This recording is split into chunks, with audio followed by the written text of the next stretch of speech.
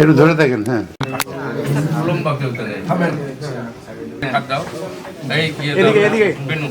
মুস্তাফিজ ভাই এদিকে তাকাবেন, এদিকে। আজকে আমি আমার নির্বাচনী এলাকা ৪৯ নৌকা ৪-এর সর্বস্তরের গণমানুষের প্রতি আন্তরিক কৃতজ্ঞতা প্রকাশ করছি যে তাদের অকুণ্ঠ সমর্থন আমাদের প্রতি রয়েছে। ইনশাল্লাহ আপনারা দেখবেন যে এই নির্বাচনী প্রচারণায় ইতিমধ্যেই আমরা অনানুষ্ঠানিকভাবে যে কার্যক্রমগুলো করেছি তাতে আমরা অনেক দূর এগিয়ে গিয়েছি এবং সারা বাংলাদেশের মতোই আমার নির্বাচনী এলাকায়ও ধানের শীষের পক্ষে জোয়ার তৈরি হয়ে গেছে। টাকার ইলেকশন অন্যায় ইলেকশন, এখানে জনমতের কোনো প্রতিফলন ঘটে না।